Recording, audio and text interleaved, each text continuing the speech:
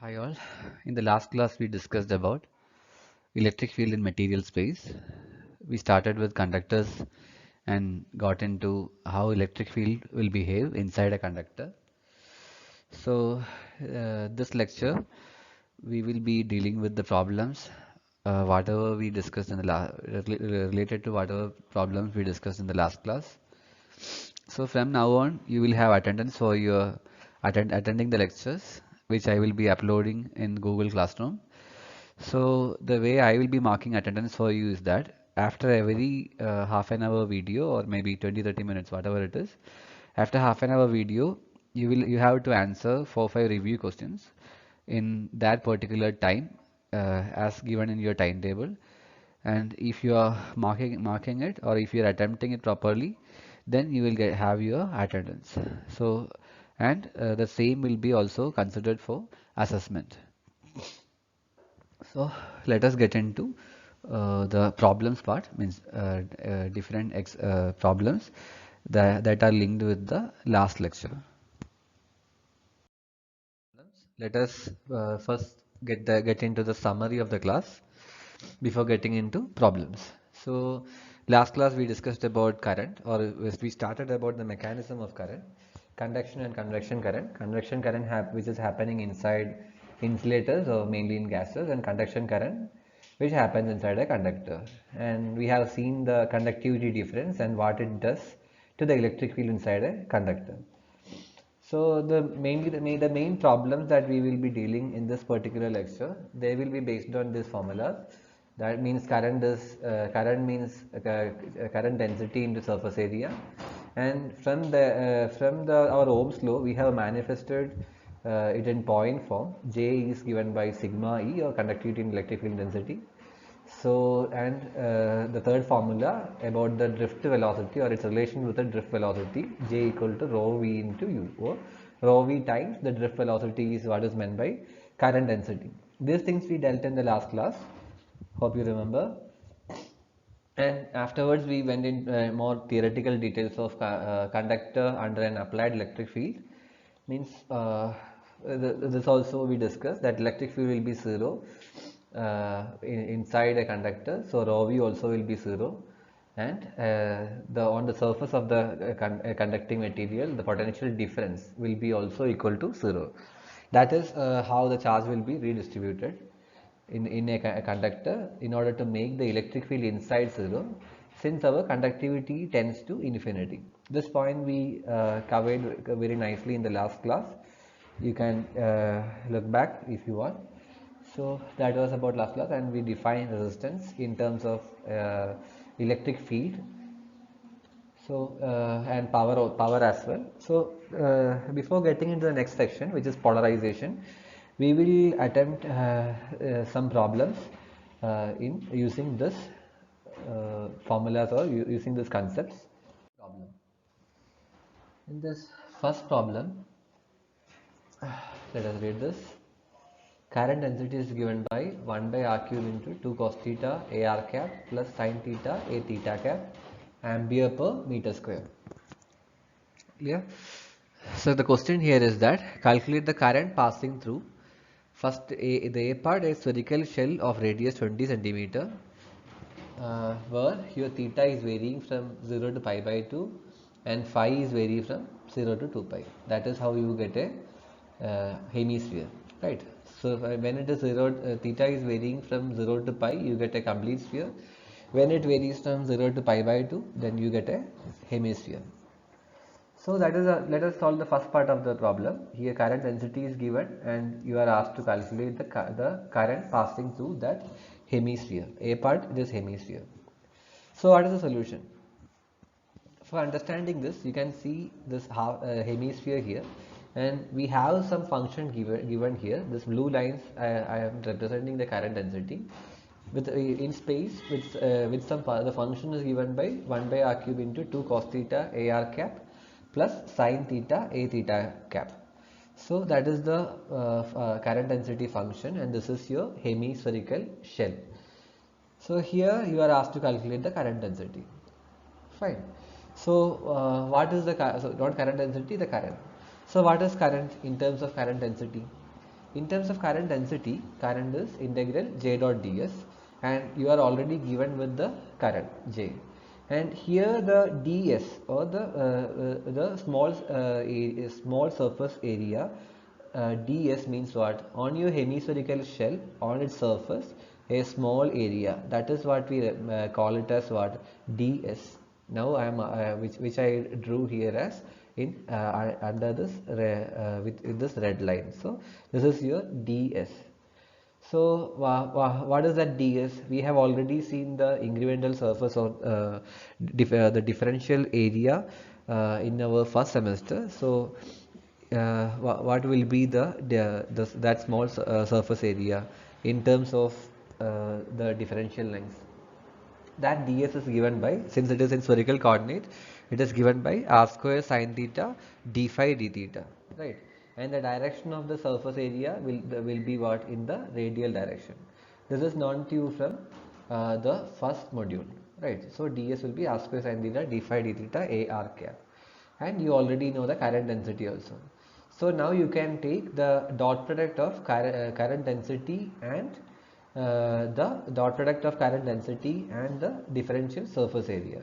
So here the current density is given by 1 by r cube into 2 cos theta ar cap plus sin theta a theta cap, and the surface area is r square sin theta d phi d theta ar cap. So whenever we take the dot product, whichever in the same direction, we can multiply. So here the surface area is along the r direction, or in the radial direction, and you don't have any other component like theta or phi component is not there for that surface area. So definitely your here in the current density, on which part will exist? Only the part corresponding to AR will be existing in the dot product. Means if you take here, first we will take what? 2 cos theta into r square sin theta d phi d theta. That part will give you the dot product first part, right? Whatever is the dimension of this AR, and here it is r square sin theta d phi d theta. If you check for a theta part, there is no a theta part for ds. So that is your current. And here it is surface integral. So we have taken what? This double integral here. As already given in the question itself, phi is varying from what? 0 to 2 pi, and theta is varying from 0 to pi by 2. So once we take the dot product, then then it becomes a scalar j dot ds, which is the current is a scalar quantity. So you have 1 by r cube into, means 1 by r cube into 2 cos theta, which is the ar cap part, and into r square sin theta d phi d theta. So that is your total dot product. So once we integrate it over the this two limits, we will get the total current. Current is defined here. This is just whatever I wrote in the last slide. I is 0 theta to 0, theta equal to 0 to pi by 2. Integral over phi equal to 0 to 2 pi. 1 by r cube to cos theta r square into r square into r square sin theta d phi d theta. So if you see here, you have an r cube here and an r square here. Let us take out the constants here, because r is not involved in integration. So r cube and r square, if I just cancel it out, you will get 1 by r, right? So that is what is written here. 2 by r means 2 comes from this cos theta term. 2 by r, that is the constant. Let us take it out. 2 by r into integral over the same thing, right? Theta equal to 0 to 2 pi sin theta into cos theta was here, right? So now we should apply a logic here. What is that? The cos theta term is here. What is what is the differential of sin theta? Means differential of sin theta means d of sin theta. What is the differential of sin theta? D of sin theta means it is cos theta into d theta, right? Differential of sin theta, d of sin theta means cos theta into d theta. So we can represent it as this term as d of sin theta. So before getting into that part, let us first just solve this phi equal to 0 to 2 pi d phi, because it is just constant term, right? 1 d phi it is, so we can just integrate it as it is and you will get a 2 pi term.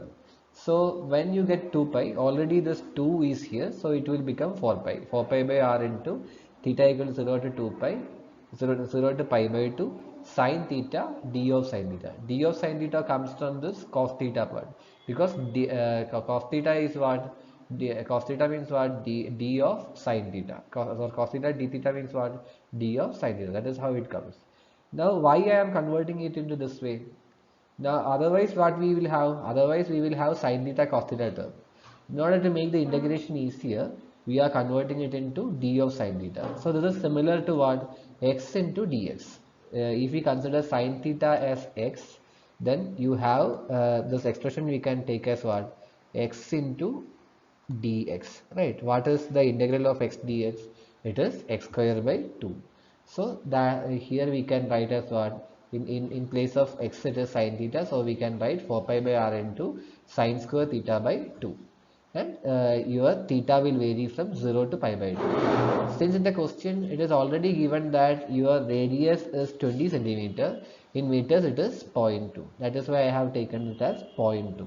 Then if you put the values, like first you put theta equal to 0 to pi by 2, then for 0 it will be 0 and pi by 2 the sine square theta will become 1, so we will get a 1 by 2. So ultimately what your answer will be 10 times the pi, or it will be the total current will be 31.4 ampere. Clear? That is the first part of the question. Once again I want you to point out this part because it might be confusing. Here why I am doing this thing means cos theta into d sin theta. It is just because it's just to make the integration easier. Otherwise I had to do it this way, right? Cos theta sin theta d theta. So that cos theta we can take as d of sin cos theta d theta we can take as d of sin theta. Differential of sin theta will be cos theta d theta. So that helped me to make the integration part easier, and your total current value will be 31.4 ampere. You can once check that out. So that is our first examples A part. Now let us see into the B part. B part is when in B part they are asking about a sphere. They are just changing the radius, but it is asked to find out the current for a sphere. Before it was a hemisphere. As I already told you, when you want to make a hemisphere in spherical coordinate, theta needs to be varied from 0 to pi by 2 only. But for a sphere, or the maximum variation of theta will be from what? 0 to pi, in order to make the complete sphere.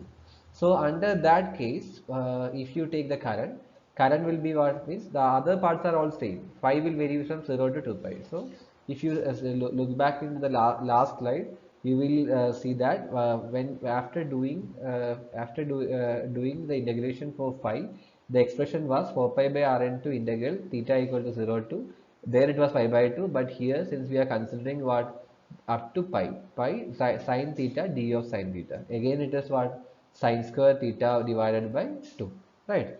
Now for sine square theta divided by 2, your limits are from 0 to pi, theta equal to 0 to pi. For sine theta equal to 0, what is sine 0? Sine 0 is 0, and sine pi also is 0. So that total integration part will become 0. R here is at 0.1 or at what? Because in question it is given that 10 centimeter, but it is not necessary or it does not matter. So your current will be what? Total current coming out of the sphere will be equal to 0 ampere, right? So over the total current coming out through the sphere, spherical shell will be equal to 0 ampere. Now let us get into example 2. This is a very easy question, just for refreshing, and it will might be needed for a theory afterwards. So question is here: a wire of diameter 1 mm and conductivity 5 into 10 power 7 Siemens per meter has 10 power 29 free electrons per cubic meter. It is having 10 power 29 free electrons per cubic meter when an electric field of 10 millivolt per meter is displayed. I'm sorry, it is applied.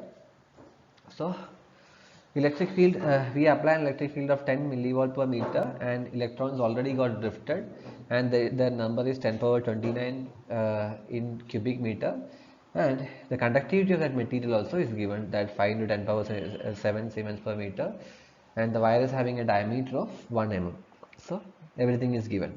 And what is asked you to calculate? It is asked to calculate the charge density, then the current density, then the current in the wire, and the drift velocity of electrons. It is very easy. It is just from the using the formulas we already discussed. Do that. First of all, let us see the charge density. Charge density means what? Charge density, this equation also is familiar to you in the last lecture. Charge density means what? Already they have given per cubic meter how many electrons are there. We know the charge of one particular electron, right? We know the charge of one electron, which is what? Minus 1.6 into 10 power minus 19 coulomb. And we know the number of electrons also.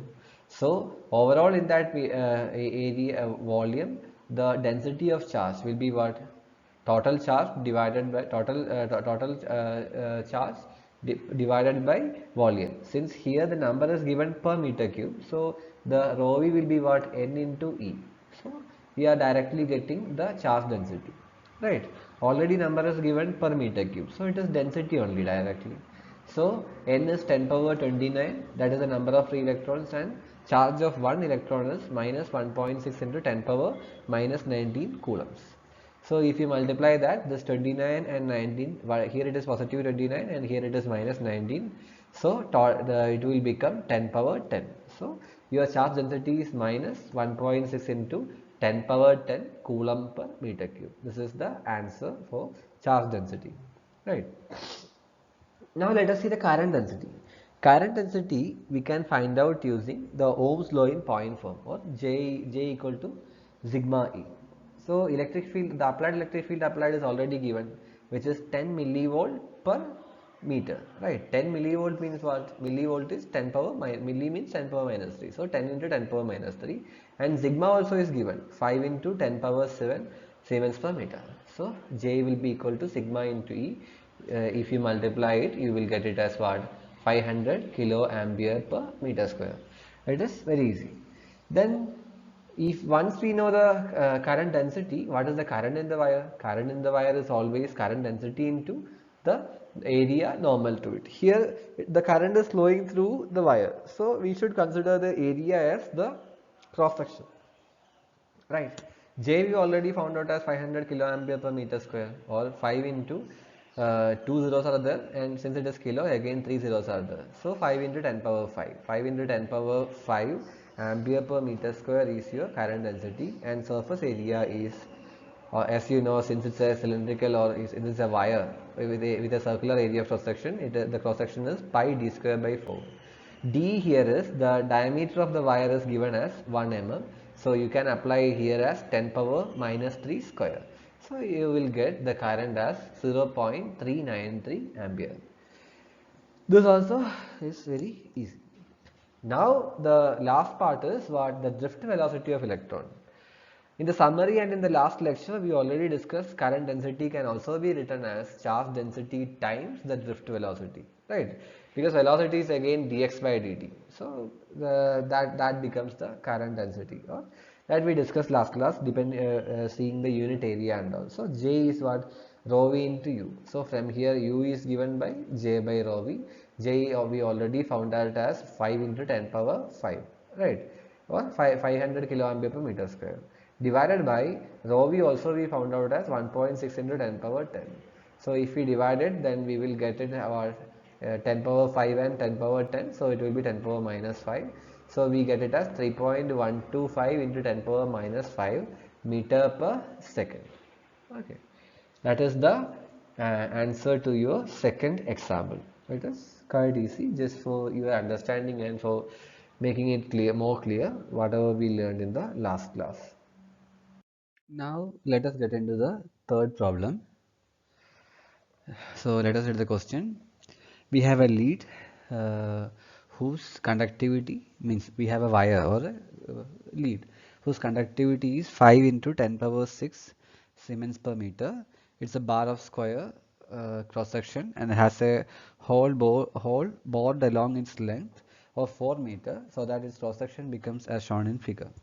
Means whatever you are seeing here on this side, this is the cross section of a rectangular bar, and there is a hole at the center of it. So under this condition, what will be the find the resistance between the ends? That is our question. Clear? So this means what is the resistance? Resistance is given by rho L by A, or means that is what we all usually know. Here in terms of conductivity, we have defined in last class, R is given by L by sigma S, where L is the length of the conductor and S is the surface area of the surface area of cross section, right? Conductivity is given here 5 into 10 power 6. Now what we have to find out is the surface area. Even length is given. The length, what is the length here? Length is given as 4 meter. The bar is having a length of 4 meter, so we directly got the length as well as conductivity. We are now what we have to find out is the surface area only. For that, they have already given a cross section of this thing with this rectangular bar, means whatever this blue part is there, that is the conducting part, and there is a hole at the middle of it. And this rectangular bar side is 3 centimeter, and the hole diameter is given by 1 centimeter as evident from this figure. So how we will find out? Surface area is given by the means we have to deduct the area of cross section of that hole in order to get the whole surface area of the conducting part. So for the rectangle, area is given by a square. If you know one side, if one side is A, here the one side is 0.03 meter, or that is what is 3 centimeter. 3 centimeter means it is 0.03 meter. So that is why it is given that 0.03 square. Then the diameter is given, so it is pi r square, right? For a circle it is pi r square. So the area given by this surface, or of this hole will be what? Pi into 1 by 2 centimeter, right? 1 centimeter is diameter, so it become 1 by 2 centimeter. That is why here it is put as 0.005 square. So that way you got the surface area.